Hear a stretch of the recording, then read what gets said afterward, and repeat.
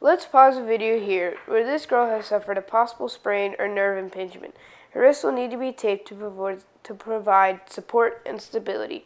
The equipment needed is zinc oxide tape and pre-wrap. Before taping, her wrist will need to be in a supinated position and slight extension and fingers spread apart. Begin with placing a proximal anchor of 1 to 1.5 inch adhesive tape around the wrist starting at the ulnar styloid process across the dorsal aspect of the distal forearm, and encircle the wrist and then tear the tape.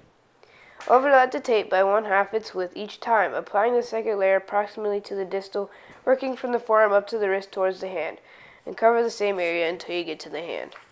Place an anchor around the palm, covering the 2nd through 5th metacarpal. You may need to fold the tape for smaller hands. Create a 3 simple stripped butterfly pattern that will extend from the proximal anchor to the distal anchor, then repeat. To prevent hyperflexion, place this butterfly pattern on the dorsal aspect of the hand. To prevent hyperextension,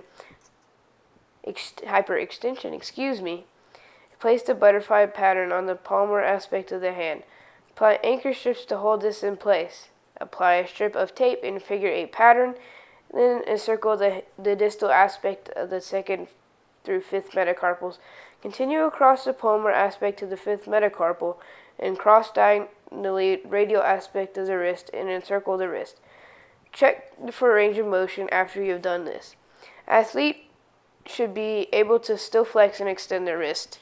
Check for capillary refill so to ensure the circulatory has not been cut off.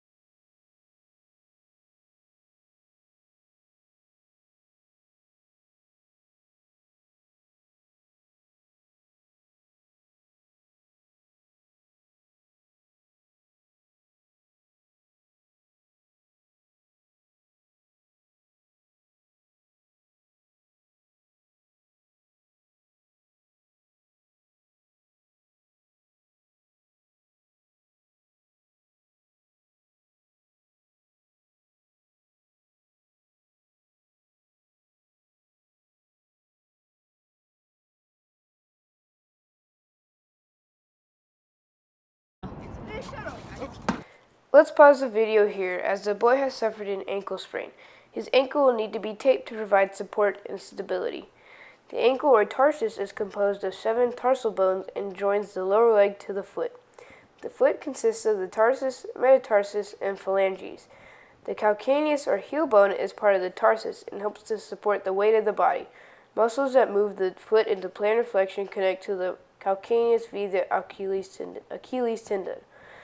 Muscles that move the ankle, foot, and toes are extensions of the muscles of the lower leg.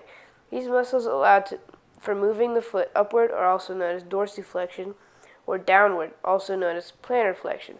They also permit the sole of the foot to be turned inward, also known as inversion, or outward, also known as eversion. The materials needed to wrap the ankle are pre-wrap and 1.5 inch athletic tape. To prepare the ankle for taping, skin should be dry, clean, shaven, and free from lotion or oils. First, you need to support the ankle off the end of a table or maintain in neutral position. Apply the pre-wrap 1 layer thick where possible. Apply 2 overlapping anchor strips just below the calf. Begin at a downward angle. Apply another anchor strip in the arch. For optimal support, apply anchors directly to the skin. Apply a stirrup from the inside of the leg of the anchor strips downward over the medial ankle bone, under the heel, and upward over the lateral ankle bone. Adhere to the anchor strips.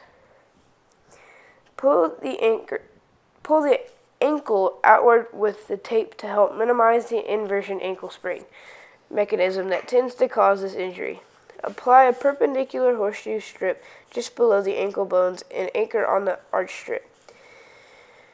Alternate 3 stirrups with 3 perpendicular horseshoe strips, or close basket weave.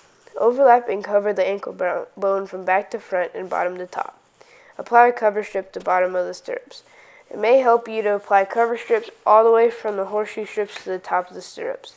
Then apply heel lock starting just above the ankle bones on either side. Progress over the front of the ankle joint, wrapping under the arch at a downward-backward angle. That will take the tape around the back of the heel and around the opposite ankle bone. Repeat from the opposite side. Apply 2 sets of heel locks to each side of the ankle. Then apply a figure 8 strip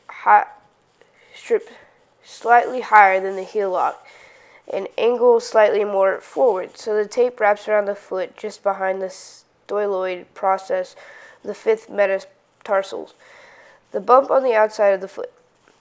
Look over your taping to identify and repair any gaps, wrinkles, or high-pressure areas that may cause blisters. Ask the athlete about comfort and check capillary refill, or otherwise known as circulation, with a gentle squeeze to the toes. If the athlete develops pain, bluish skin, coldish, or numbness, the tape may need to loosen or be removed.